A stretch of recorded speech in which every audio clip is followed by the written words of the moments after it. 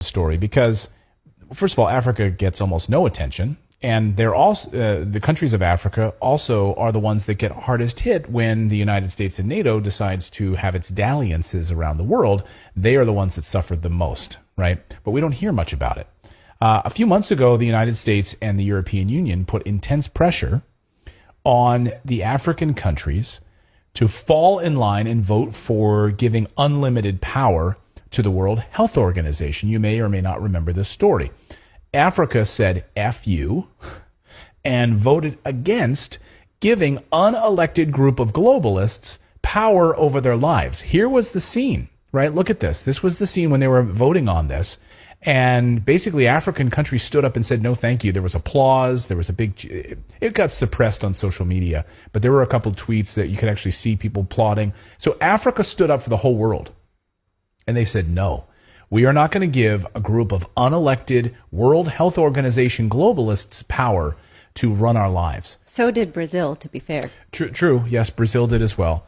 And what this would have done would have been awful, right? So the United States and all of these European countries would have handed over power to the World Health Organization so that in the event of another pandemic, which would never happen, right?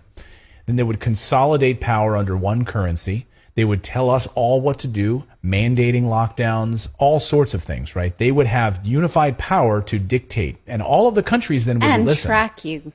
And track your movement and mandate vaccines. So let's give it up for Africa for stopping this, at least temporarily, and they told the World Health Organization to go screw themselves. Well, now the U.S. doesn't like all this sovereignty and making its own decisions that Africa is up to. So the United States now has decided to put some pressure on Africa to basically sanction itself against buying any goods or anything else from Russia other than grain and fertilizer. Grain and fertilizer, okay, fine. Here's the New York Times headline. Yes. So now the New York Times is reporting that U.S. Ambassador to the United Nations, Linda Thomas-Greenfield, is warning African countries not to purchase anything from Russia besides grain and fertilizer, or else what?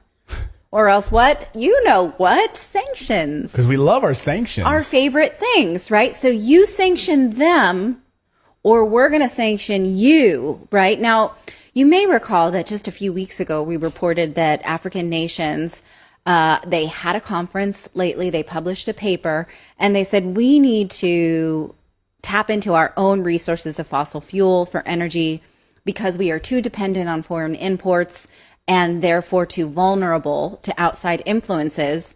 This is prime example of that kind of thing, right? So the rest of the world said, no, Africa, you're going the wrong way. Don't use fossil fuels. You'll screw up the environment. Like, it's fine for us to have done that, but you don't start, right? Don't go and use your own oil unless we want it, then give it to us, right?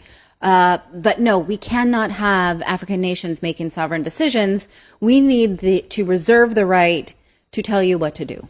So here's what U.S. Ambassador Thomas Linda Greenfield said when, and we'll kind of go through what she was planning here with this New York Times, in this New York Times piece. It lays it out pretty well. She says, during a visit to Uganda, that countries could buy Russian agricultural products, including fertilizer and wheat.